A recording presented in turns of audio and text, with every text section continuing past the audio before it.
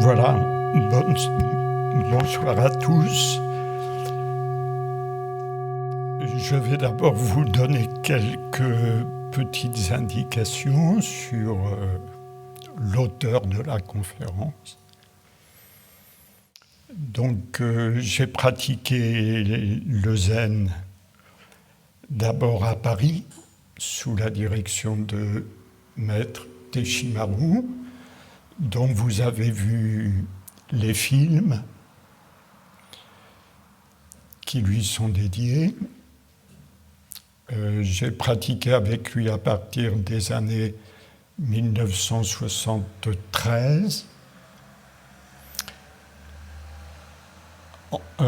Puis ensuite, après sa mort, les anciens disciples dont je faisais partie, on a dû prendre la succession du maître.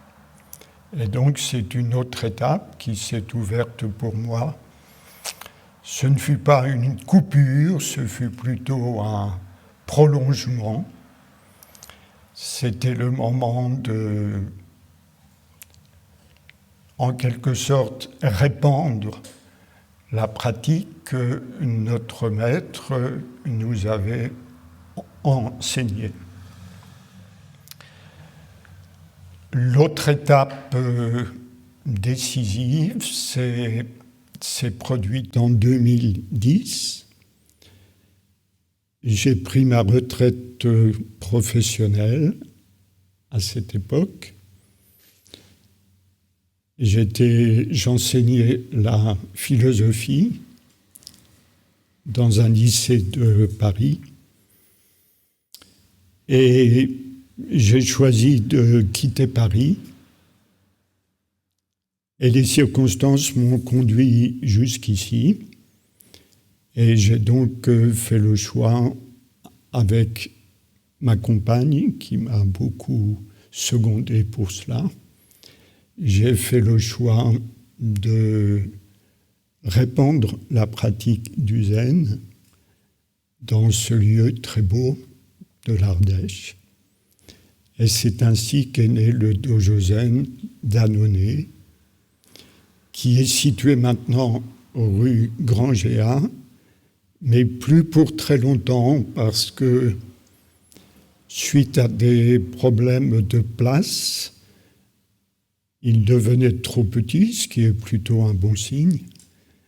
Nous avons fait le choix de nous installer un peu plus loin, c'est-à-dire à Colombier-le-Cardinal, mais c'est encore très proche d'Annonay. Et nous serons dans ce lieu à partir de septembre de cette année. Voilà.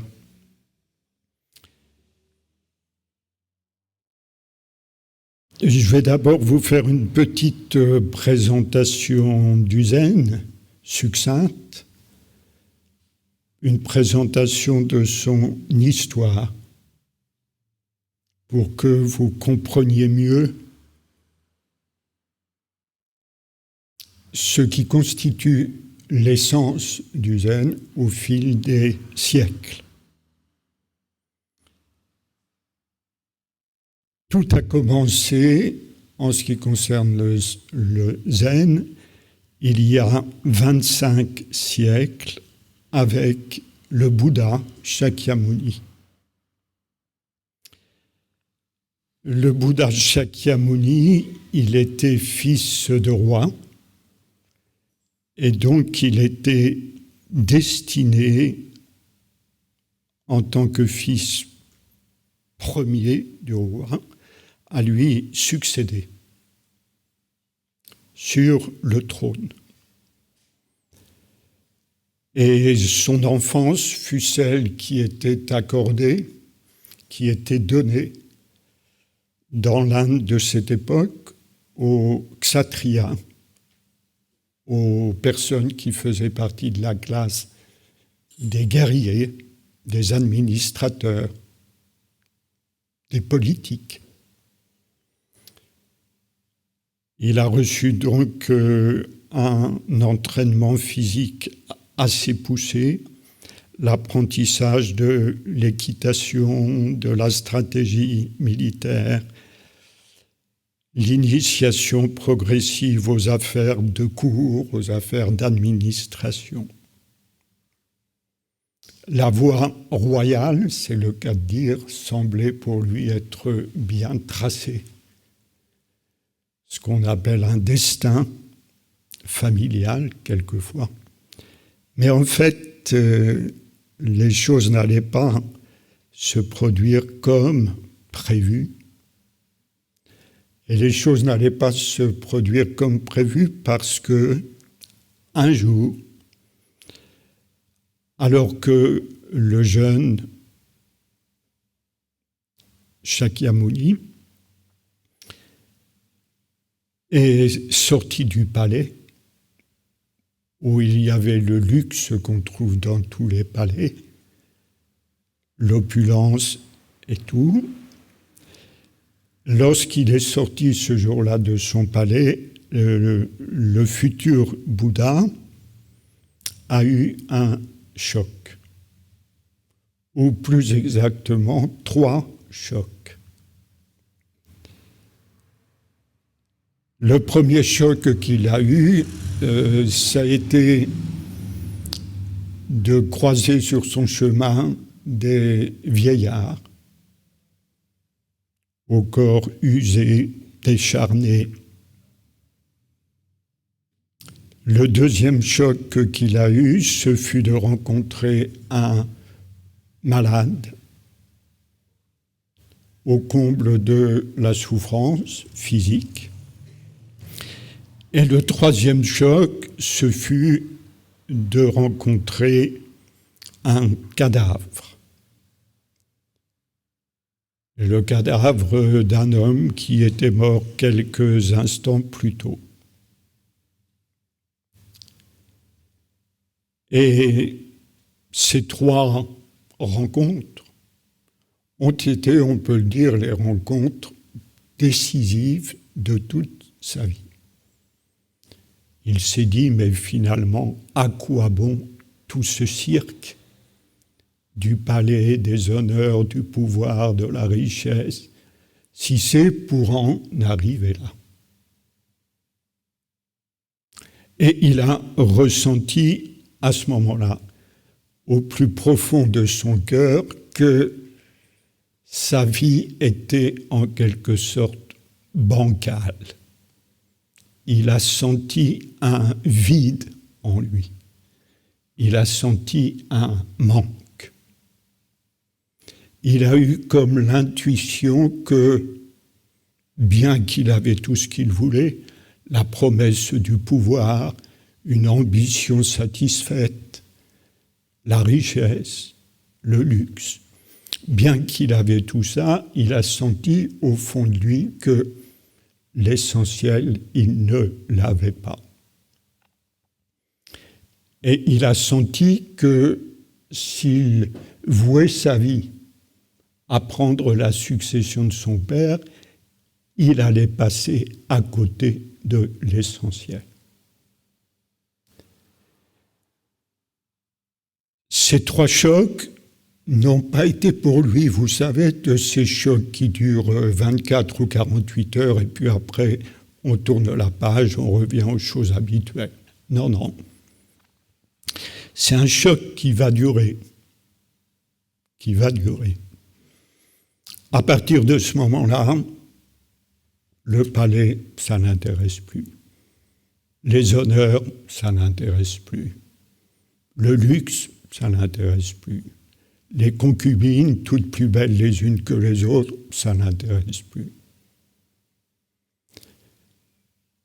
Cette rupture intérieure va l'amener à quitter le palais, fuir. On peut dire fuir, parce que il est évident que s'il avait demandé à son père, dit « j'ai plus du tout l'envie de prendre ta succession », son père, évidemment, n'aurait pas accepté. C'était son destin de prince, d'assumer sa fonction de roi. Et son père n'aurait pas fait le détail. Il lui aurait dit « reste ». Alors, il fuit le palais. Il fuit le palais et va commencer pour lui une vie de pas d'errance, parce qu'il sait déjà ce qu'il cherche, une vie de méditation. Il va voir des ascètes, et il y en avait beaucoup en Inde. L'Inde est un pays très spirituel. Il va voir des ascètes, il rencontre des ascètes, il pratique avec eux, et il s'engage toujours plus dans la méditation.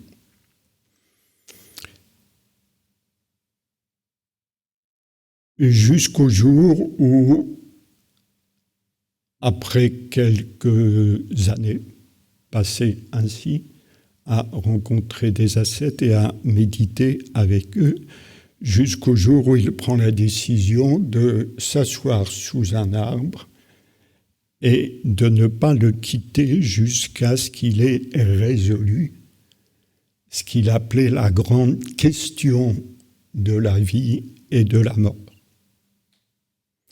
Et en effet, au bout de 90 jours, disent les historiens, au bout de 90 jours, il tranche la question de la vie et de la mort, et toutes les angoisses qui y sont liées.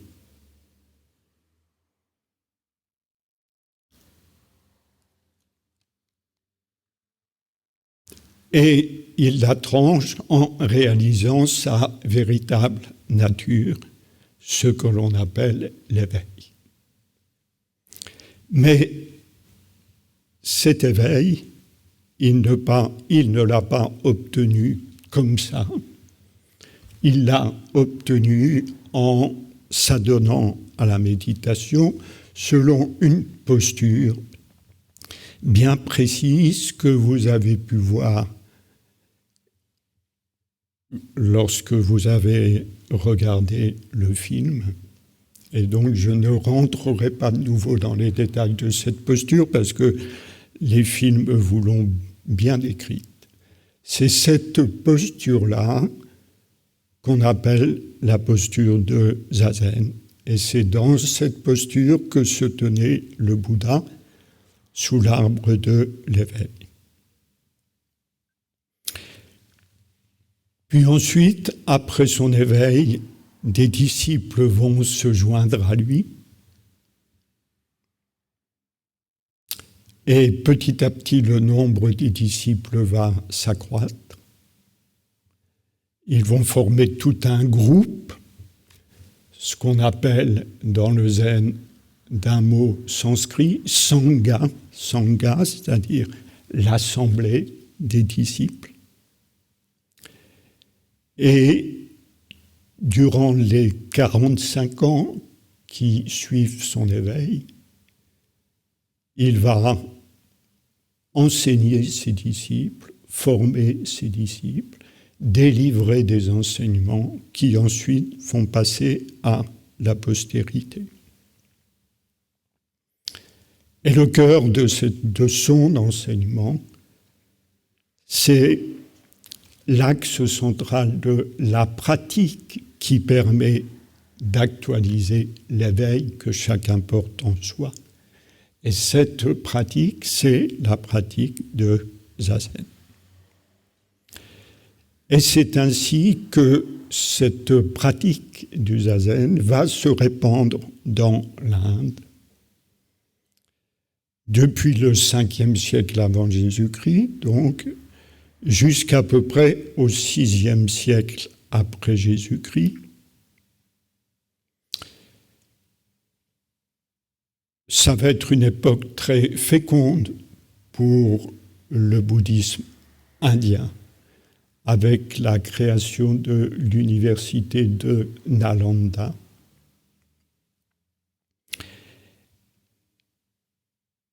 Et ensuite, au 6e siècle, Bodhidharma, un prince de Ceylan, va quitter Ceylan, va quitter l'Inde pour la Chine, où il va répandre cette pratique de la méditation. Alors, en Inde, cette pratique du zazen s'appelait dhyana. Dhyana, mot sanskrit qui signifie méditation. Et en Chine, ce mot dhyana va être sinolisé et devenir chan. Et ça va être tout le courant du bouddhisme chan en Chine qui va se développer. Le mot change, la pratique ne change pas.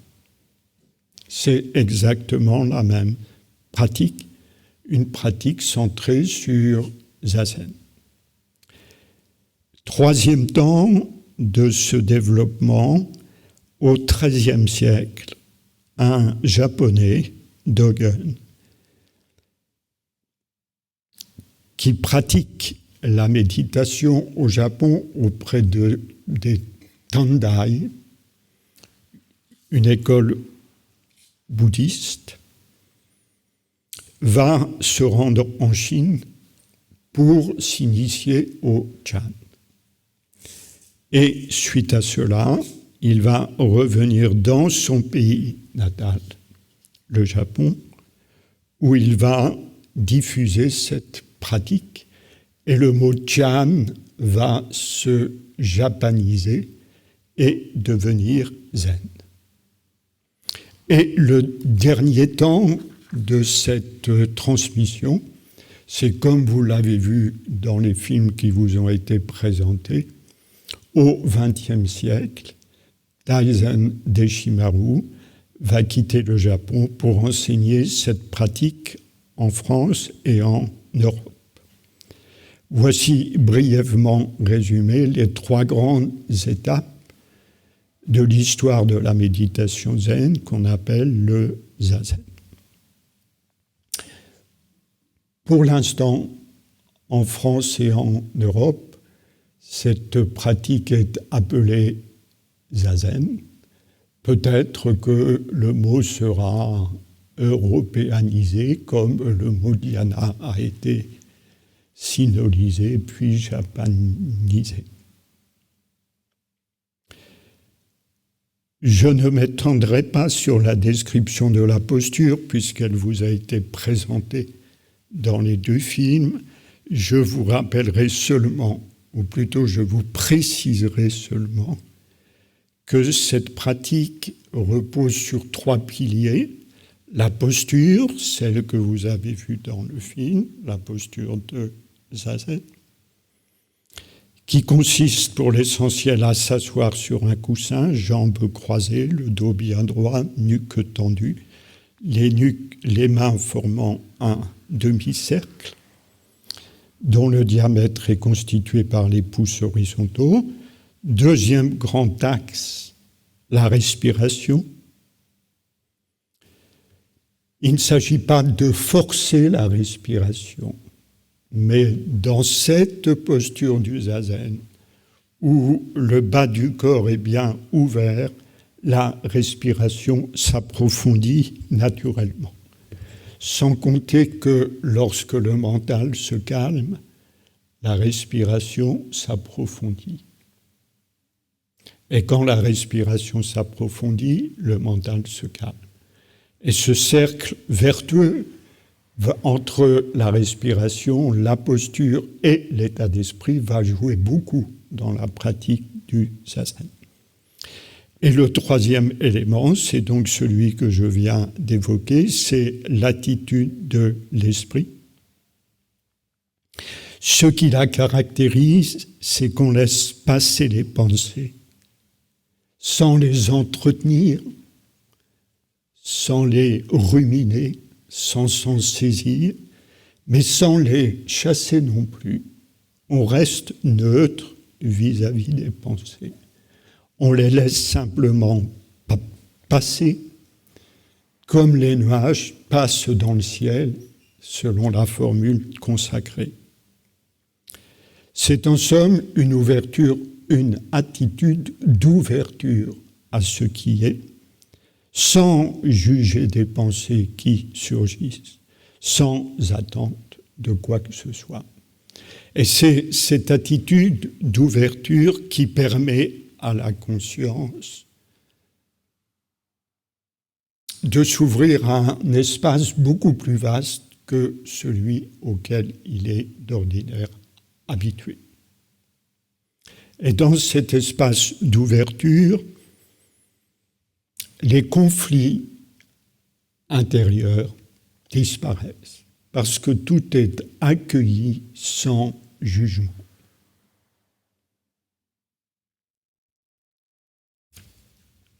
Cette expérience d'ouverture de la conscience à un espace plus grand que celui auquel on est habitué d'ordinaire, c'est une expérience. La décrire avec des mots, c'est pas tellement efficace, pas plus efficace que si je vous décris une glace en cet après-midi où il fait particulièrement chaud.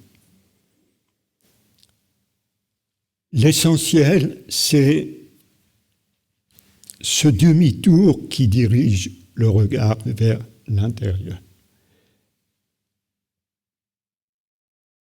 et qui laisse tout passer. C'est cela qui donne la paix du cœur et de l'esprit. On se rend compte alors que le bonheur et la sérénité qu'on cherchait vainement à travers les objets du monde se trouvent en fait en nous-mêmes et nulle part ailleurs. Et ça, c'est la grande découverte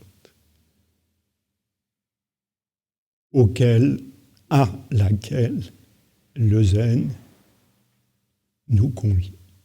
C'est une découverte fondamentale. Quand dans sa vie, on a compris que le vrai bonheur et la vraie paix, on ne les obtiendra jamais de façon durable et solide si on les attend de l'extérieur. Quand on a vraiment compris ça, on a fait déjà un sacré bout de chemin. On a fait un sacré bout de chemin parce qu'on cesse d'être des mendiants de petits bouts de bonheur, conditionnés toujours par les circonstances extérieures. Vous connaissez la rengaine des gens. Je serais heureux si j'avais du travail, si j'avais pas de travail, si je rencontrais quelqu'un, si j'étais séparé de mon mari ou de ma femme, si je gagnais plus d'argent, si.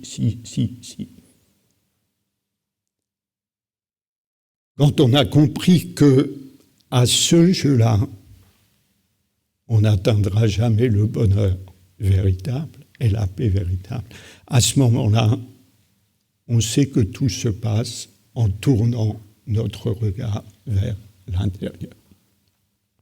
Vous savez, il y a dans le zen à ce sujet une histoire intéressante dans le Sutra du Lotus. C'est l'histoire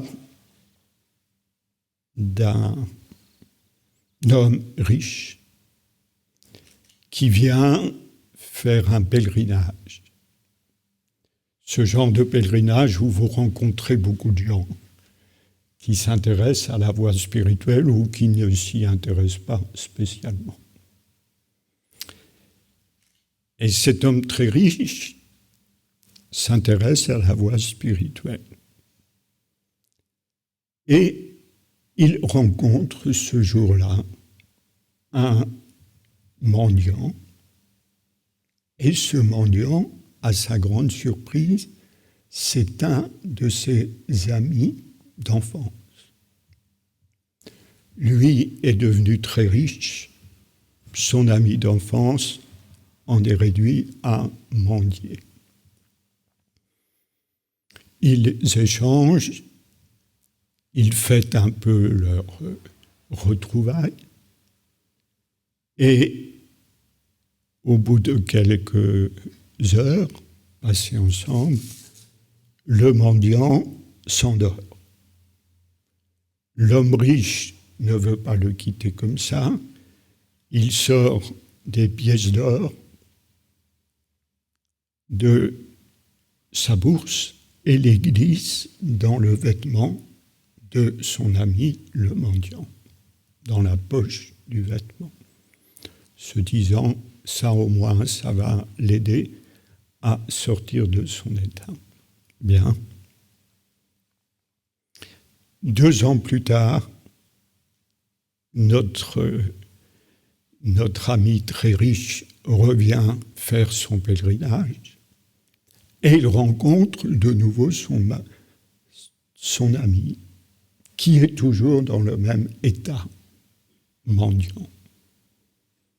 Alors il l'interpelle, il lui dit « mais qu'est-ce que c'est que ça? Te voilà encore mendiant alors qu'il y a 2 ans, j'ai glissé 3 pièces d'or dans ton habit. Et ces 3 pièces d'or, ça te permet de vivre au moins 10 ans sans te soucier de tes besoins matériels. » Et le mendiant lui dit « Ah bon, tu m'as glissé 3 pièces d'or, mais tu sais, ces 3 pièces d'or, elles doivent y être encore parce que je ne mets jamais la main dans ma poche, parce que dans ma poche, il n'y a jamais rien. » Alors c'est une histoire très intéressante qui nous interpelle sur une chose essentielle, c'est qu'on a tous 3 pièces d'or avec nous. On a tous l'héritage de la nature de Bouddha.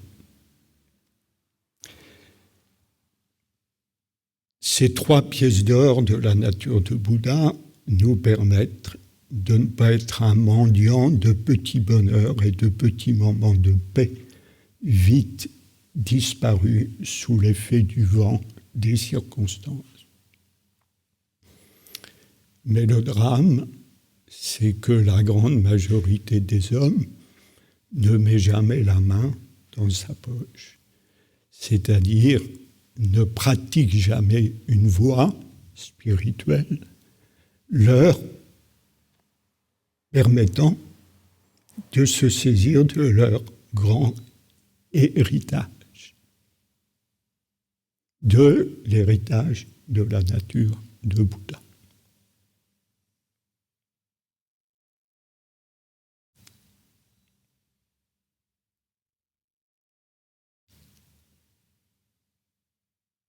Il y a aussi d'ailleurs une autre parabole dans le Sutra du Lotus. Il y a beaucoup de paraboles intéressantes dans le Sutra du Lotus. Et encore une autre parabole, c'est la parabole du fils prodigue. Un peu les mêmes symboles que la précédente. Fils d'un homme très riche qui s'en va, qui quitte la maison de son père à l'adolescence. C'est un coup assez classique. Et il s'en va par les chemins faire ses expériences.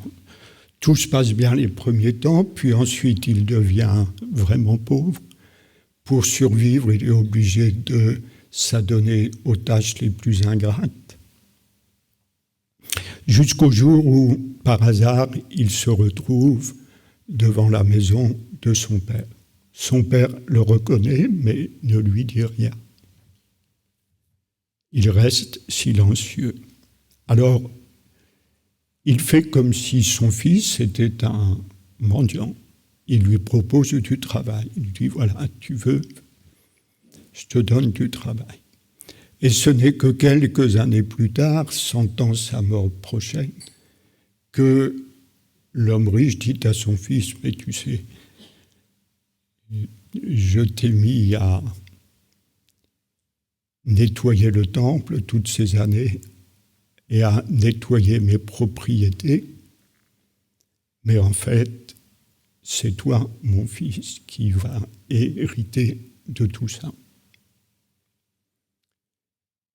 C'est le même symbole, c'est-à-dire le symbole d'une richesse que l'on porte en soi, mais que l'on n'exploite pas.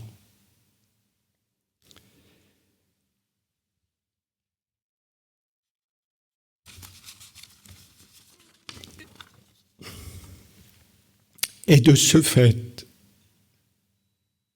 on reste insatisfait, on reste dans ce que le Bouddha appelle dukkha, c'est-à-dire la souffrance, l'insatisfaction, le manque. On souffre de ne pas être ce qu'on avait rêvé d'être. On souffre de ne pouvoir réaliser ses ambitions, de ne pas avoir l'attention d'autrui, de ne pas se sentir aimé, de ne pas pouvoir posséder l'objet de son amour, d'être séparé par la mort de ce qu'on aime, ou d'en être séparé par la discorde.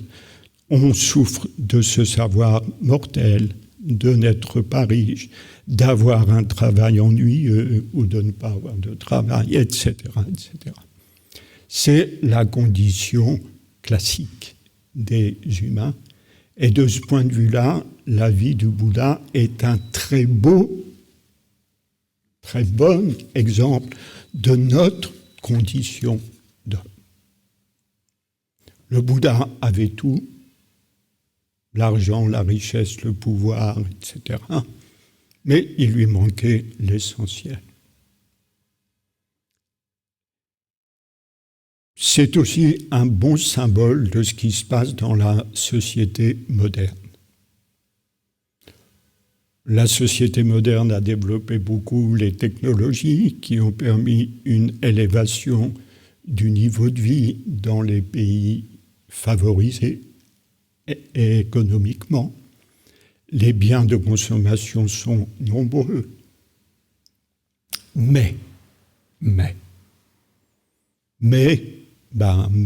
les gens ne sont pas heureux. Ça se voit. Ça se sent. On le constate tous les jours. Moi, quand j'étais à Paris, j'étais frappé tous les matins quand je prenais le métro de la tête des gens quand ils vont travailler. Le moins qu'on puisse dire, c'est que ça ne respirait pas le bonheur.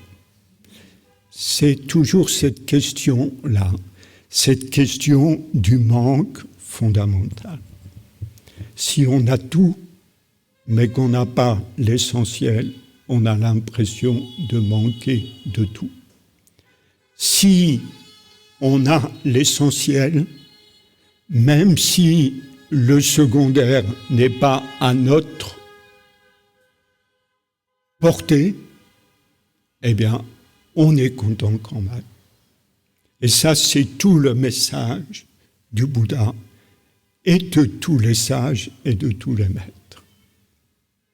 Ce qu'on appelle le bonheur inconditionnel. Inconditionnel, c'est-à-dire qui ne dépend pas de ceci ou de cela.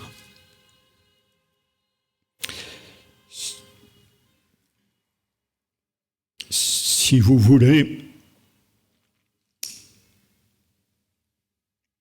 ce quelque chose qui nous manque n'est pas de l'ordre de l'avoir, mais de l'être. Pour le trouver, ce qui nous manque, il ne s'agit pas d'avoir plus, mais d'être plus. Je lisais l'autre jour dans un journal que un des grands milliardaires américains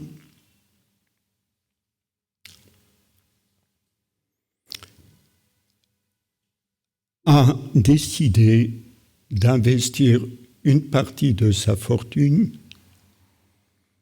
qui est considérable, dans la recherche pour rendre l'homme physiquement immortel. C'est une anecdote intéressante. Quand on lui a demandé « Pourquoi vous faites ça ?»,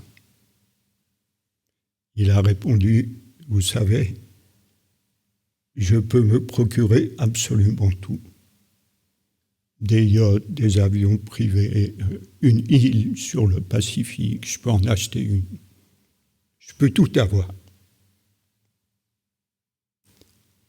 Mais face à la mort, je suis démuni. Et l'angoisse de la mort me taraude. C'est Shakyamuni, version 21e siècle. Exactement la même problématique. Exactement la même problématique que celle du Bouddha dans son palais. Matériellement, il a tout. Et comme vous le savez, quand on a de l'argent, on a du pouvoir, parce que l'argent amène le pouvoir d'une manière ou d'une autre, si on en veut. Oui, mais ce milliardaire intelligent sait que cette question qui le taraude et qui l'empêche d'être heureux, il ne pourra pas, cette question-là, il ne pourra pas la résoudre avec la logique de l'avoir. Il sait qu'il ne pourra pas s'acheter l'immortalité physique. Mais alors, il ne va pas si loin que le Bouddha. Et c'est dommage pour lui. Au lieu de se dire, bon, j'ai compris, il faut que je tourne mon regard vers l'intérieur, c'est là que je trouverai l'essentiel. Il insiste dans la même direction. Je ne peux pas m'acheter l'immortalité physique, d'accord, mais je vais payer des chercheurs pour qu'ils trouvent l'immortalité physique. C'est-à-dire, il reste dans la même problématique, dans la problématique de l'avoir. Il n'opère pas le saut. Maître Deshimaru nous disait quelquefois, pratiquer la voie, c'est opérer un virage à 180 degrés dans son esprit. Parce que ce virage à 180 degrés, c'est exactement là qu'il opère. Passer de la logique de l'avoir à la logique de l'être. Maintenant que l'informatique est à la mode, on dirait faut changer de logiciel. Ce virage à 180 degrés, c'est ce changement de logiciel. Passer du logiciel de l'avoir au logiciel de l'être. Être plus. Être plus. C'est en étant plus qu'on atteint le contentement intérieur, le vrai contentement et la vraie paix. Et non seulement ça, mais qu'on peut aussi influencer favorablement la société. Je lisais l'autre jour un article de Bernie Glassman, qui est un maître zen américain. Bernie Glassman, il enseigne la méditation, mais aussi il a ouvert des centres pour s'occuper des plus pauvres. Et aux États-Unis, il y en a beaucoup. Et Bernie Glassman disait, si seulement quelques millions d'hommes pratiquaient la méditation chaque matin, ne serait-ce que 20 minutes, cela aurait plus d'effet sur la paix dans le monde que 10 ou 15 ans de conférences au sommet à l'ONU. Et c'est tout à fait vrai. C'est tout à fait vrai. Aussi longtemps que la société moderne sera dans la logique de l'avoir, elle ne s'intéressera pas de plus près à la logique de l'être. Les grands problèmes qui traversent notre société moderne et qui la menacent de toutes parts ne pourront pas trouver de solution. Si on veut la paix, il faut qu'il y ait une majorité d'hommes qui trouvent la paix en eux. À ce moment-là, la paix, elle se réalisera inconsciemment, naturellement. S'il n'y a pas ce mouvement-là, eh bien, on continuera de dire à la fin d'un grand conflit, d'une grande guerre, faut que ce soit la dernière. Et comme vous savez, c'est jamais la dernière.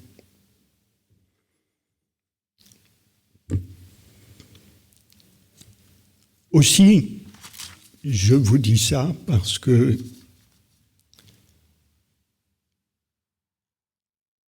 il ne faut pas que vous pensiez que ça donnait à la méditation, mettre la méditation au cœur de sa vie, c'est se renfermer sur soi-même, se mettre en quelque sorte dans une bulle égotique.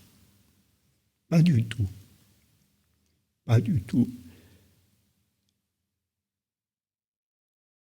On peut dire que la méditation, et là je reprends une parole de Thich Nhat Hanh, le maître zen vietnamien, que la méditation, c'est un acte politique. Bien sûr, pas politique au sens de la politique politicienne, mais politique au sens où des hommes en paix transforment une société. De même qu'un homme en paix peut transformer une famille s'il vit au sein de cette famille. Il y a quelque chose de contagieux dans la paix que quelqu'un ressent au plus profond de soi. Parce que, en vertu du principe de l'interdépendance, rien n'est séparé de rien. Tout s'inter-influence, tout est connecté.